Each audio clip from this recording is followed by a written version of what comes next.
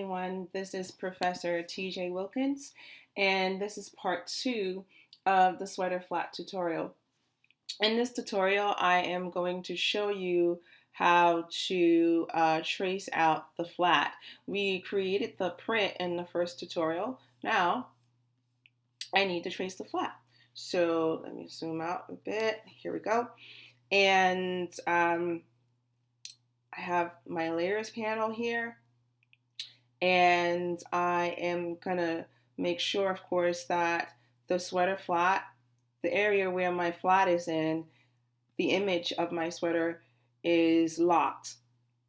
So I believe I placed it in this layer. I did not place it in that layer. Dun, dun, dun, dun. So, here it is, trace sweater.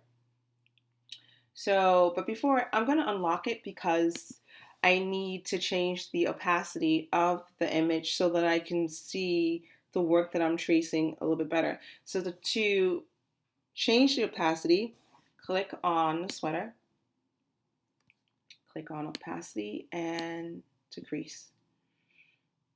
Now I can go ahead and lock the layer. Then I'm tracing the body of the flat, the sweater flat, in the body layer. So select that, press P, grab the guide and place it as best. I'm going to place it as best as I possibly can in the middle of the image. Okay. Let me just adjust this a little bit more. Whoops.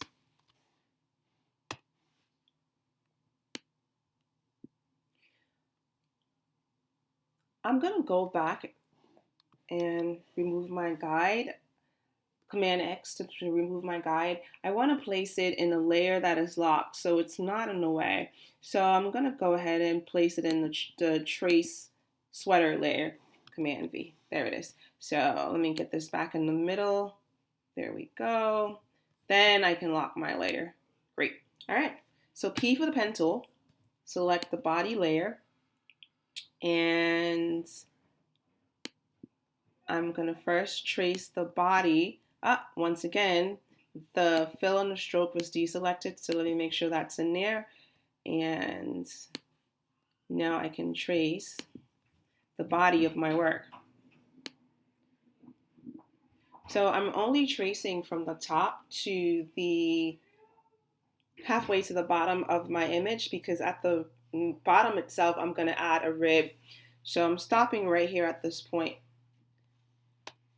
Now with this image selected, I just press V to select an image.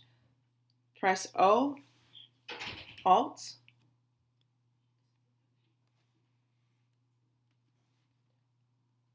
click on the guide. Whoops. Okay, so that happened. Cancel. That happened because I did not select my image completely. So once again, let me select the path I just drew and then press O for the reflection tool, Alt, click on the guide, and there we go. Make a copy. All right. So I have a copy on both sides. Now I need to join both points. So select the 2 points. Command J for the top and Command J for the bottom. Then I'm going to get the anchor point tool and there we go. So now I have the shape. I can check out how the print looks in here. So I'm going to do that right now.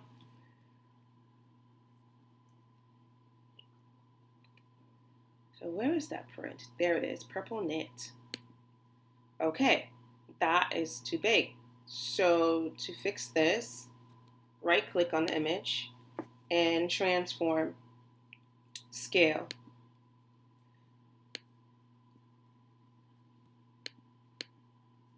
So the scale of this is, let's see, it was saying 20. I don't understand why it's not.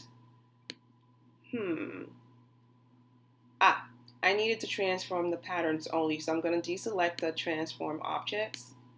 There we go. Now it's working. 10, it's too small. Let's try 35%.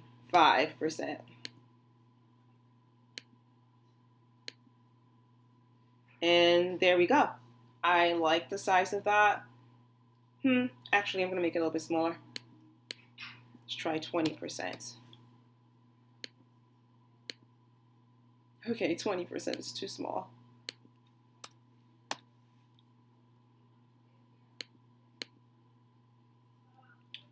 I'm gonna settle for 25%.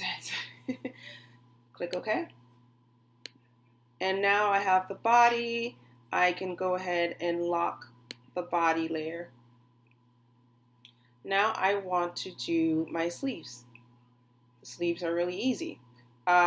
Click in the sleeves layer, P for the pen tool, and I'm just going to go ahead and trace the outside of the image.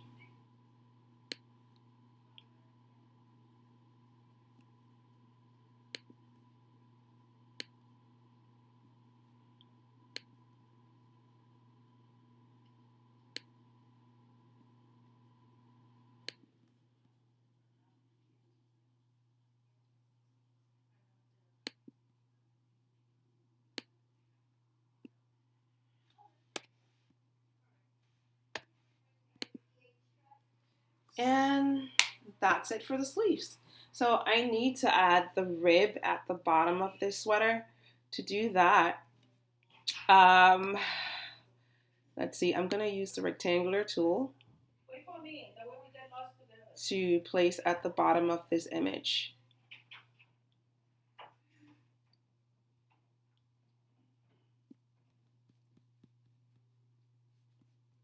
All I need to do is deselect the fill. There we go. Now I have the area in which I'm going to place the fill at the bottom of the image. I'm also going to go ahead and, well, I shouldn't say the fill, the rib. I'm going to place the rib at the bottom of the image. I'm also going to do the same thing for the rib that's going to go on the sleeve. Create a little box right here. Okay, so to adjust that box, I have the selection tool.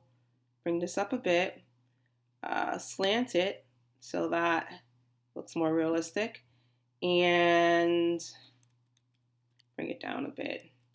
Now I can adjust this with my anchor point tool.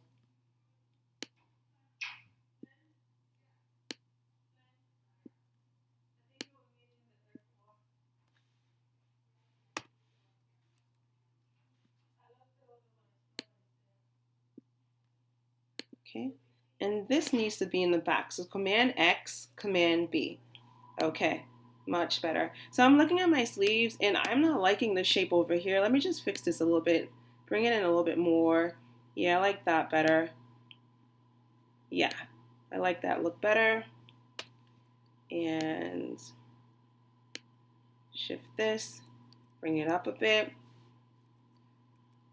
Yeah, it's all about playing around to see what shapes you like. All right, so now I just need to add in the rib at the bottom. And to do that, press P for the pen tool, draw a straight line across your box. You can hold down the shift key. Then I need to change the stroke of that line. So I'm gonna go to stroke and I'm gonna increase it to 20 points. There we go. Now to turn it into a rib, select dash line. And being that I want this rib to be on the inside of the box, so I'm going to select the line I just created by pressing V for the selection tool.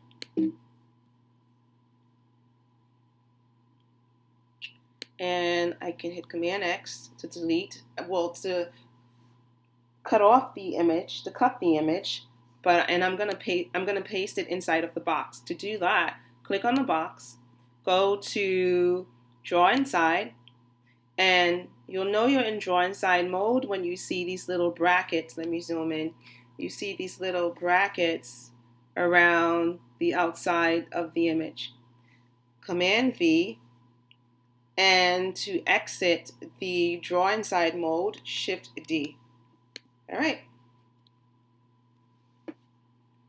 I'm also going to go ahead and add the rib on the inside of the sleeve. Oh, I also want this purple color on the inside of the rib. So I lost it there for a second. Here it is. Eye. So I is the eyedropper tool, and I used the eyedropper tool to find the color that I needed. Great. So with that color, I'm going to go ahead and select the outside of my box and click on the color, and now I have a color, the same color on the inside of the rib. Same thing with this. I'm going to first add in the rib and then add the color. So click on the image. Well, first press P for the pen tool. Draw a straight line across the shape and change the stroke to something high. I'm going to do 40. Okay. Dash lines. And let me just adjust this a little bit more so that it take on the shape of the cuff. All right, Command X, then select the cuff, go to Draw Inside, Command V, and I'm done with the sleeves. Shift D to exit the Draw Inside mode. Now I want to go ahead and to make a copy of the sleeves and put it on the other side. But before I do that though, I'm still not happy with these sleeves. So let me just go ahead and fix it a little bit more. A for the direct selection tool, bring it out a bit more. I'm going to use my smooth tool to fix this area right here, make it a little bit more rounder, like that. And my anchor point tool to bring this out a bit more. Yes, I like that. All right, great.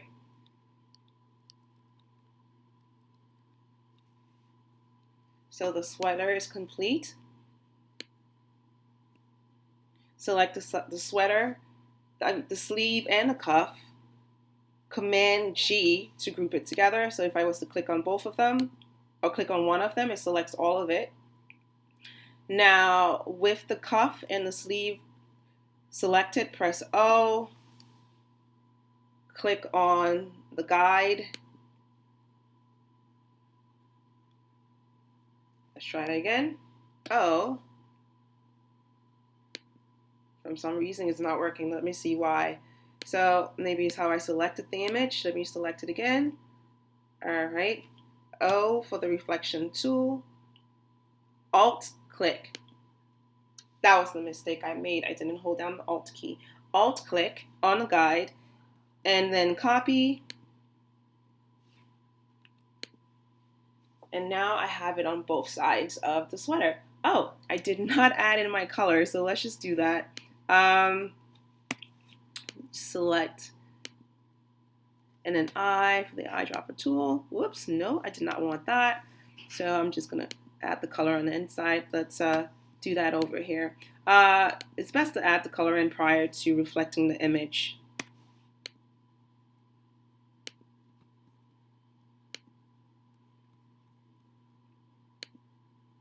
All right, so this concludes part 2 of the tutorial. In part 3, I will demonstrate how to create the neckline.